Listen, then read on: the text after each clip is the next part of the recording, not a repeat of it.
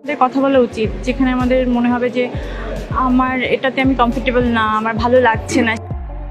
এবার তাপসের সাথে অবৈধ সম্পর্ক নিয়ে বুবলিকে প্রকাশ্যেই ধোলাই করলেন পরীমণি। আওয়ামী লীগ সরকার পতনের পরেই অন্যান্য নেতা কর্মীদের মতো করে তাপসের কুকর্মগুলিও প্রকাশ্যে এসেছে, যার মাঝে অন্যতম হচ্ছে একাধিক নায়িকাদের সাথে অবৈধ সম্পর্কের বিষয়টি। আর সেই তাপসের সাথেই কিনা ওঠা বসা ছিল বুবলির, এমনকি তাদের মধ্যে একটা প্রেমের গুঞ্জনও দেখা দিয়েছিল। আর তাই এবার বুবলিকে তাপসের রাতের রানীও বলা হচ্ছে। বর্তমান সময়ে সিনেমার কাজের পাশাপাশি ব্যক্তিগত কাজের মধ্য দিয়েও বেশ প্রশংসা কুড়িয়েছেন শবনম বুবলি। কেননা আন্দোলন চলাকালীন সময়ে রক্ত ঝরার বিরুদ্ধে মন্তব্য করেছিলেন তিনি। এমনকি ভয়াবহ বন্যায় যথাসম্ভব ত্রাণ দিয়ে ক্ষতিগ্রস্তদের পাশে দাঁড়াতেও দেখা গেছে তাকে। কিন্তু তার এত প্রশংসার মধ্যেও অপমান করতে দ্বিধাবোধ করেনি চিত্রনায়িকা পরীমণি।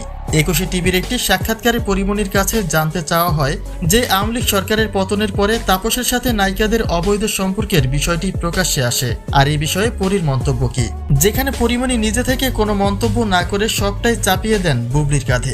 অর্থাৎ পরী বলেন তাপসের সাথে মাহা এবং বুবলির ওঠা বসা ছিল, এমনকি এই দুজন নিয়মিত যাতায়াত করত, আর তাই অবৈধ সম্পর্কের বিষয়টি আমাকে জিজ্ঞেস না করে বুবলিকে জিজ্ঞেস করবেন।